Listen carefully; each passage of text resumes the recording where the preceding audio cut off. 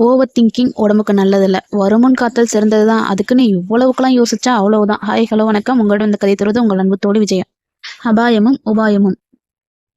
வேற்றூருக்கு பயணமாக நடந்து கொண்டிருக்கிறான் ஒருவன். வழியிலே பால் மண்டபம். அதில் இரண்டொரு தூண்கள் விழுந்தும் உடைந்தும் மண்டபத்திலே கருங்கற்கள் சில சிதைந்தும் சிதறியும் கிடந்தன.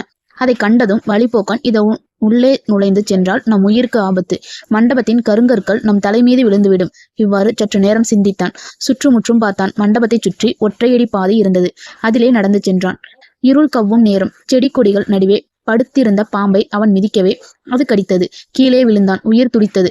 அப்போது அவன் நினைப்பு, அபாயம் வரும் என்று நம்பி ஒரு உபாயம் தேடினேன். உபாயம் தேடிய வழியிலே அபாயம் வந்தது.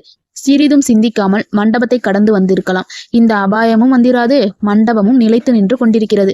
இதற்கு ஒரு உபாயம் தேடியதுதான் தவறு. அதிகமாக சிந்தித்து உபாயம் தேடியதே அபாயமாய் முடிந்தது. இம்மாதிரி அனுபவம் தம் வாழ்க்கையில் பலருக்கு நேரிடுவது உண்டு. ஏன் செய்வது? அளவுக்கு மீறிய யோசனைகளால் ஆபத்து வருவது உண்டு என்பதற்கு இதுவும் ஒரு சான்று. இந்த கதையை பத்தி நீங்க என்ன நினைக்கிறீங்கிறத மறக்காம கமெண்ட் பண்ணுங்க. இந்த கதை பிடிச்சிருந்தா லைக் பண்ணுங்க, ஷேர் பண்ணுங்க, சப்ஸ்கிரைப் பண்ணுங்க. ஓகே, பாய். அடுத்த கதையில சந்திக்கலாம்.